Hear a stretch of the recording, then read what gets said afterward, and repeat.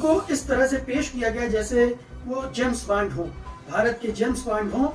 ध्यान रखिए, अजीत डोभाल 82 साल के हो चुके हैं। अजीत डोभाल 82 वर्ष की उम्र में उस पद पर बैठे हुए हैं और माल काट रहे हैं। अजीत डोभाल अपने बेटों से क्यों नहीं कहते हैं कि भाई ब्रिटिश नागरिक छोड़ो, यहाँ आओ, यहाँ रहो, ये अपना देश है। ये समर्पण माना जाता है कि किस तरह से भारत सरकार ने घुटने टेक दिए थे। तो एक तो 1999 का एक फेलियर स्पष्ट रूप से हमारे सामने है। पुलवामा की घटना क्यों हुई, इंटेलिजेंस फेलियर क्यों हुआ, ये चूक हुई है और ये प्रधानमंत्री को बताया गया था, लेकिन उन्होंने चुप रहने के लिए कहा था। देखें पठानकोट की घटना को, उसमें डोभाल ने जो हस्तक्षेप किया था उसकी वजह से ऑपरेशन जटिल हो गया था और हमारे कई सैनिक मारे गए थे। पुलवामा, पठानकोट, उड़ी, ये सारी घटनाएं पहलगाम होती रही हैं और लगातार हो रही हैं। मणिपुर में अशांति बनी रही, उपद्रव होते रहे, खून खराबा होता रहा। जेम्स बॉन्ड को कुछ खबर नहीं थी, वो कुछ कर नहीं पाए। तो ये कैसे जेम्स बॉन्ड हैं जिनको कुछ पता नहीं रहता है और ये लगातार एक के बाद एक फेलियर उनके साथ। अमेरिका जाना बंद हो गया था अजीत डोभाल का, क्योंकि उनके खिलाफ केस दर्ज हो गया था। वो कतई भरोसे के व्यक्ति नहीं है। अजीत डोभाल जो खुद पाक साफ नहीं है, तो आप समझ सकते हैं कि भारत कितने बड़े खतरे। परिवार ने, मोदी सरकार ने पूरी तरह से अपने जितने भी घोड़े हो सकते हैं खोल दिए हैं, जितने भी संगठन हो सकते हैं, जितने भी व्यक्ति हो सकते हैं, सबको इस मोर्चे पर लगा दिया है कि कैसे जेन जी को दबाया जाए, बदनाम किया जाए, कुचला जाए, उनको फुसलाया जाए, पटाया जाए। हर तरह के हथकंडे आजमाए जा रहे हैं। आरएसएस के कार्यवाह ने ये कहा है कि इस पूरे आंदोलन के पीछे कोई साजिश है और देशद्रोही हो सकते हैं, इसकी स्टडी की जानी चाहिए।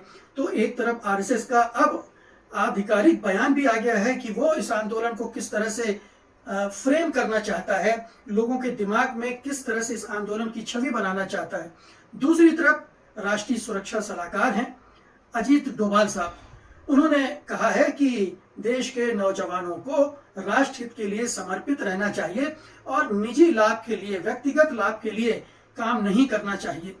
अब ये पूरा जो माहौल बनाया जा रहा है जेनजी के खिलाफ, इसको समझने की तो जरूरत है ही, लेकिन जो अजीत डोभाल कह रहे हैं उसको थोड़ा और गहराई से आज हम समझने की कोशिश करेंगे कि ये अजीत डोभाल, जिनको इस 12 साल में बहुत ज्यादा महिमा मंडित किया गया है, मेरे ख्याल से वो ओवररेटेड खुफिया अधिकारी हैं और उनको इस तरह से पेश किया गया जैसे वो जेम्स बॉन्ड हो, भारत के जेम्स बॉन्ड हो और उनको दुनिया भर की खबर रहती है, दुनिया भर की समझ रहती है। वो सारे मामले सुलझा सकते हैं, सारी समस्याओं को निपटा सकते हैं। लेकिन हमारा अनुभव क्या रहा है इन 12 सालों का? ध्यान रखिए, अजीत डोभाल 82 साल के हो चुके हैं। 12 साल से इस सरकार में लगातार सुरक्षा सलाहकार बने हुए हैं। उनका कोई रिप्लेसमेंट प्रधानमंत्री मोदी और उनकी सरकार को नहीं मिला है। आमतौर पर सुरक्षा सलाहकारों का जो कार्यकाल होता है वो 3 साल 4 साल का होता है, ज्यादा से हुआ तो 5 साल का होता है। लेकिन 12 साल से अजीत डोभाल 82 वर्ष की उम्र में उस पद पर बैठे हुए हैं और माल काट रहे हैं। खैर, वो माल काट रहे हैं वो अलग बात है, लेकिन जो वो भारत के जवानों से कह रहे हैं, अगर वो ये कहने के पहले अपने बेटों से कहते कि मेरे प्यारे बेटों, तुमको राष्ट्रीय हित पर काम करना चाहिए, राष्ट्र के प्रति समर्पित होना चाहिए और जो विदेश की नागरिकता ले रखी है तुमने, उसको छोड़ो और भारत के निर्माण के अभियान में जुटो। ये उन्होंने नहीं कहा। ये बहुत कम लोगों को पता है कि उनके बेटे विदेशों में रह रहे हैं, विदेशी नागरिकता ग्रहण कर चुके हैं और इस सरकार से जितना फायदा उठा सकते हैं वो उठा रहे हैं। तो एक तरफ डोभाल को देसी James bond, spy master, Doval doctrine के जनक के रूप में पेश किया जाता है। दूसरी तरफ उनकी छवि बहुत ही विवादास्पद है। बहुत सारी चीजें उन्होंने ऐसी की है जिस पर प्रश्न चिन्ह लगते हैं। उन सब पर आज हम बात करेंगे। लेकिन सबसे पहले, चूंकि उन्होंने जेनजी को एक सीख देने की कोशिश की है, इसलिए सबसे पहले उनके बेटों की बात करना बड़ा जरूरी है। उनके बड़े बेटे शौर्य डोभाल निवेश बैंकर हैं, इन्वेस्टमेंट बैंकर हैं। उन्होंने लंदन और शिकागो से एमबीए किया है, जीई कैपिटल और मॉर्गन स्टैनली में काम किया है। टच इन्वेस्टमेंट नाम की सिंगापुर आधारित संपत्ति प्रबंधन कंपनी के मैनेजिंग डायरेक्टर हैं। वो कंपनी पहले ज्यूस कैप्स के नाम से जानी जाती थी और इसके चेयरमैन सऊदी राजकुमार मिशाल बिन अब्दुल्ला अल सऊद भी रहे हैं। कुछ पुरानी रिपोर्ट्स में यह भी बताया गया कि इसका ऑफिस नोएडा में डोभाल परिवार के घर से जुड़ा हुआ था। श्योर इंडिया फाउंडेशन नाम के एक थिंक टैंक के भी प्रमुख हैं। ये थिंक टैंक मोदी सरकार से नजदीकी रखता है। 2014 के आसपास इसमें कई केंद्रीय मंत्री, जिनमें निर्मला सीतारमण, सुरेश प्रभु, जयंत सिन्हा और एमजे अकबर भी बोर्ड पर थे। ध्यान रखिए, ये डोभाल के बेटे हैं जिनकी घुसपैठ पूरी सरकार के अंदर है, मंत्रियों के साथ है और ये एक तरह से कन्फ्लिक्ट ऑफ इंटरेस्ट भी है।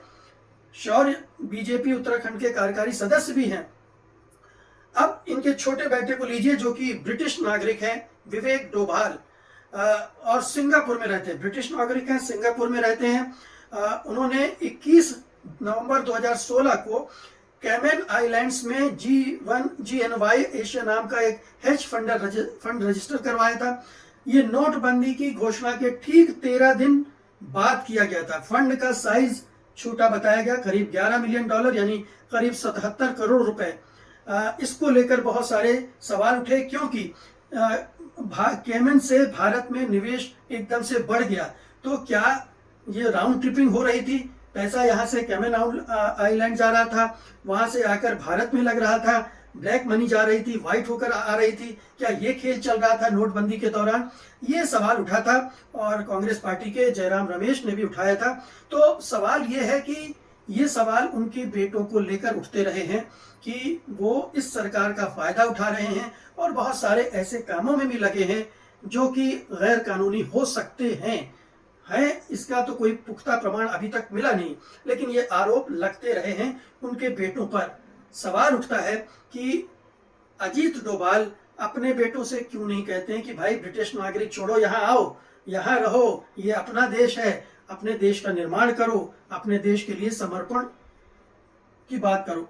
ये तो एक उनके घर की बात हो गई, लेकिन हम कुछ और बात भी करना चाहते हैं। बात ये करना चाहते हैं कि जो अजीत डोभाल साहब हैं, इनको अभी एक पुरस्कार मिला है पुणे में, लोकमान्य तिलक राष्ट्रीय पुरस्कार, जहां पर उन्होंने ये जो युवाओं को व्यक्तिगत लाभ छोड़कर राष्ट्र हित में खुद को समर्पित करें जैसी चीज कही है, वहां उन्होंने उसके बाद से सोशल मीडिया में यहां तक कहा जाने लगा है कि उनको भारत रत्न भी दिया जाना चाहिए। दे दीजिए भारत रत्न, जब आप किसी को भी दे रहे हैं तो उनको भी दे सकते हैं। ये कोई बड़ी बात नहीं है, लेकिन ये समझने की जरूरत है कि वो किस तरह, क्या वो इस सचमुच में कसौटी पर खरे उतरते हैं या उनका जो पूरा करियर रहा है वो किस तरह का है, और जो दावे उनको लेकर किए जाते रहे हैं उन पर भी ध्यान रखने की जरूरत है। तो हम एक एक करके आते हैं। सबसे पहले तो हम बात करेंगे कंदहार की घटना की, 1999 की घटना की।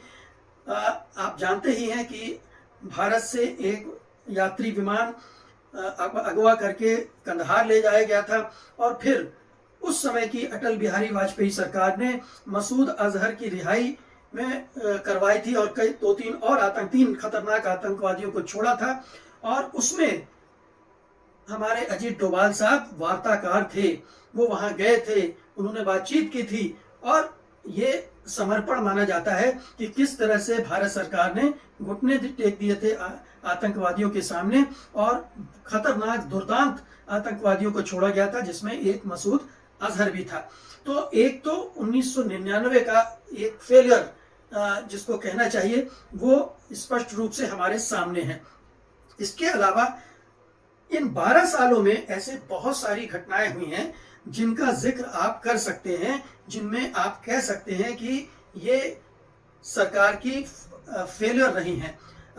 मसलन जैसे आप लीजिए पुलवामा की घटना को, जिसमें हमारे 40 सैनिक मारे गए थे। पुलवामा की घटना क्यों हुई?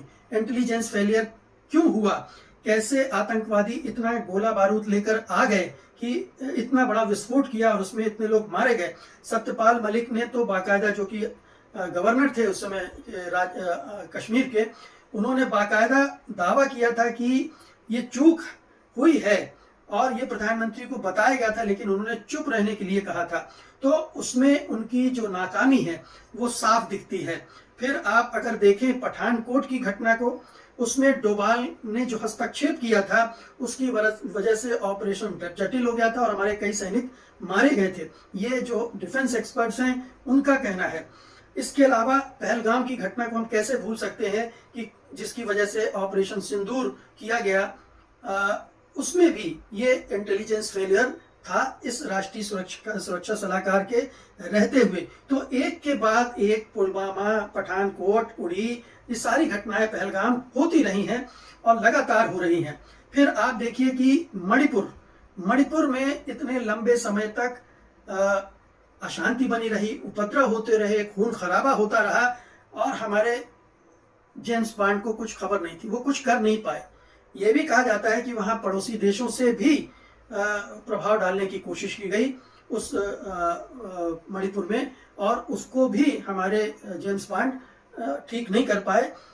यही नहीं, बांग्लादेश में जिस तरह से उथल पुथल हुई, अचानक सत्ता तख्ता पलट हुआ, इसका भी कोई हमारे सुरक्षा सलाहकार और उनके तथाकथित नेटवर्क को पता नहीं था कि क्या होने जा रहा। अपने पड़ोस में नेपाल का पता नहीं था, श्रीलंका का पता नहीं था।